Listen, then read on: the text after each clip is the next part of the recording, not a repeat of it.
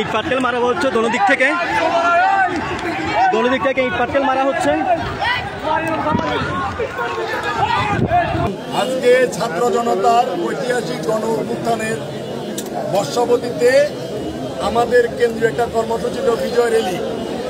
আমরা দাগনভূঞা উপজেলা বিএনপি এবং পৌর বিএনপি সম্মিলিতভাবে এই বিজয় র্যালির আয়োজন করি এবং আমরা স্বতঃস্ফূর্তভাবে এই র্যালিতে অংশগ্রহণ করি। আমরা যখন এই র্যালি নিয়ে যাচ্ছিলাম, আমরা র্যালিকে সুন্দরভাবে আমরা পুরো বাজার প্রদক্ষিণ করে এবং যখন আমরা ফিরে আসতেছিলাম তখন আমাদের মিছিলের পিছনে অতর্কিতভাবে হামলা করে। যাওয়ার সময় আমাদের উপর হামলা করার সময় সাবেক পৌর বিএনপির সাধারণ সম্পাদক কাজী সাইফুর রহমান স্বপন আমাদের উপর প্রথম হামলা করে এবং আমাদের থানার ভারপ্রাপ্ত কর্মকর্তা ওনাকে নিবৃত্ত করে, যেটা লাইভে এবং টেলিভিশনে পঞ্চবরতরে আপনারা দেখতে পাবেন। আমরা সবাইকে বলতে চাই, আজকে দেশের একটা ক্রান্তি লগ্ন। আমাদের এই র্যালিতে সুশৃঙ্খল এই র্যালিতে বহিষ্কৃত যারা ছিল তারা এবং আওয়ামী লীগের চিহ্নিত কিছু সন্ত্রাসী এবং কিশোর গ্যাংয়ের সম্মিলিতভাবে আমাদেরকে এটা বন্ধ করতে চেয়েছিল, কিন্তু আমরা সুশৃঙ্খলভাবে আমরা এই র্যালি সম্পন্ন করি। কিন্তু যারা আমাদের এই র্যালি বন্ধ করার চেষ্টা করেছে তাদের উদ্দেশ্য ভিন্ন।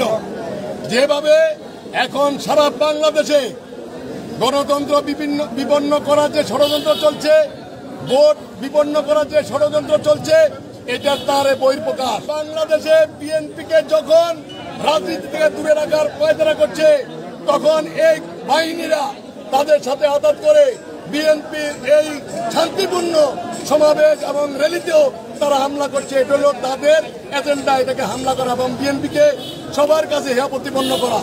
সকল নেতা কর্মীদেরকে বলছি, যেভাবে ষড়যন্ত্র হচ্ছে রাজনীতি নিয়ে, ভোট নিয়ে, আপনারা এই ষড়যন্ত্রে পা দিবেন না। বিএনপিকে ধৈর্য ধরতে হবে এবং আমাদের আগামী নির্বাচনে বিএনপিকে জয়যুক্ত করতে হবে।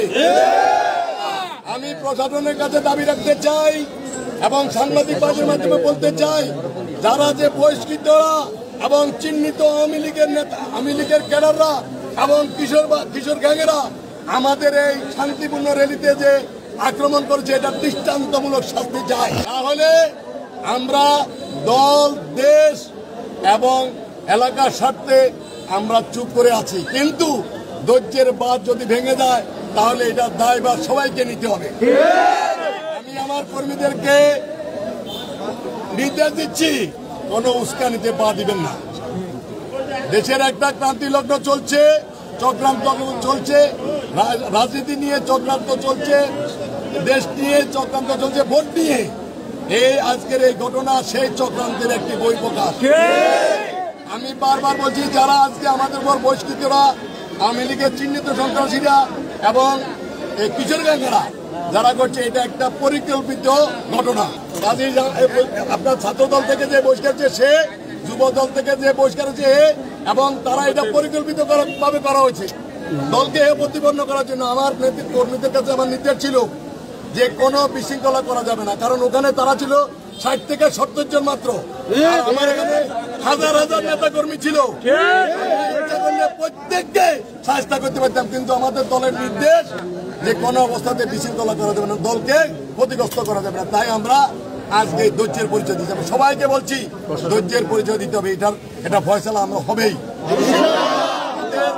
পিছনের থেকে ইট পাটকেল নিক্ষেপ করে 7 থেকে 8 জনকে খুব গুরুতর আহত রেখেছে তারা হাসপাতালে। আমাদের পিছনে যে রিক্সাটা ছিল, রিক্সা দুটা ভেঙে ফেলছে, রিক্সা ওই বহিষ্কৃত নেতারা ভেঙছে। এখানে আরো একজন ছিল, 3 জন লোক উপস্থিত ছিল যাদের উস্কানিতে। একটা হলো আবুল হাসেম বাহাদুর, যেটা আপনাদের ছাত্রলীগ যুবলীগের থেকে জয়েন করার পরে তার চরিত্রের কোনো পরিবর্তন হয়নি এবং সে আজকে যে হুন্ডা দিয়ে চলে, সে হুন্ডা বিজ্ঞার হুন্ডা। এরা রাজনীতির নামে ছাত্রলীগ করেছে, যুবলীগ করেছে, আওয়ামী লীগে থাকতে তারা ক্যাডার বাহিনী গঠন করছে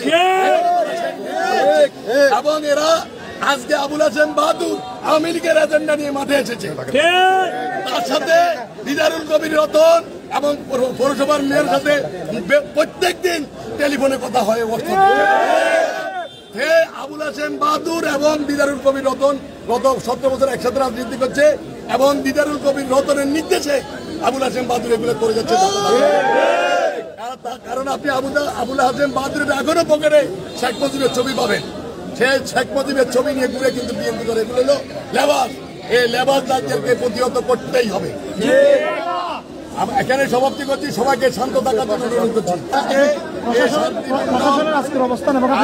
শান্তিপূর্ণ এই র্যালিতে প্রশাসন আমাদেরকে যেভাবে সহযোগিতা করেছে এবং আমাদেরকে প্রশাসন যেভাবে আমাদের সাথে ছিল, আমি প্রশাসনের আমাদের পক্ষ থেকে বিএনপির পক্ষ থেকে প্রশাসনকে সাধুবাদ জানাই এবং ধন্যবাদ। আমরা চাই একটা নিরপেক্ষভাবে প্রশাসনের পরিচালনা, এটাই আমাদের প্রত্যাশা। সবাইকে ধন্যবাদ।